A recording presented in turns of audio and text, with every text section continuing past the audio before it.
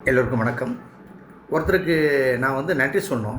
அது வேறு யாருமே இல்லை, நம்ம மாண்புமிகு தமிழக முதல்வர் அவர்களுக்கு என்னுடைய மனமார்ந்த நன்றி. எதுக்கு இந்த நன்றி அப்படின்னு கேட்டிங்கன்னா, இறந்து போன இல்லை கொல்லப்பட்ட எது வேணால் சூட்டாயிருன்னு வச்சுக்கலாம். நம்ம அஜித்குமார் ஃபேமிலிக்கு அரசு சார்பாக நிறைய விஷயங்களை பண்ணி கொடுத்துருக்காரு. அதை பார்த்தோம். அதுக்காக நம்ம முதல்வர் அவர்களுக்கு மிகப்பெரிய நன்றி.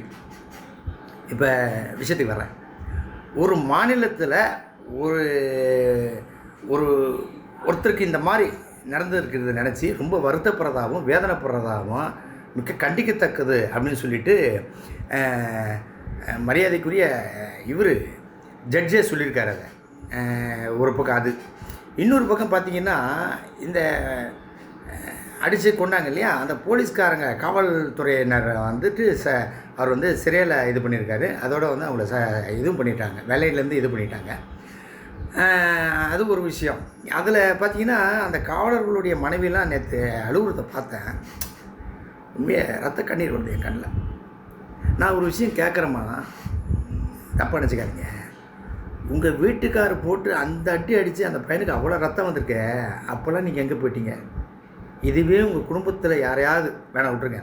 இப்போ அடித்து இவ்வளோ தூரம் பண்ணாங்களே, அவங்க வீட்டுக்காரையே அதே கோசாலையில் வச்சு அடித்து, பொதுமக்கள் வச்சு அடித்து தண்டனை கொடுத்தா ஒத்துக்குவீங்களா?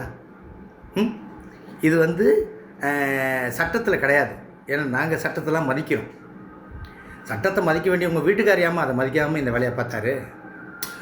நீங்கள் சொன்னீங்க நேற்று, அது அவராக செய்யலை, யாரோ ஒரு சார் சொன்னார்ன்ட்டு.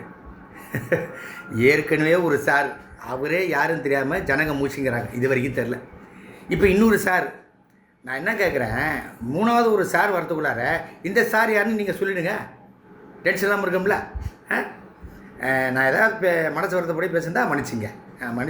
ஒரு பக்கம் இல்லைன்னா ஒரே வேட்டில் சொல்லலாம். சாரி. ஓகே.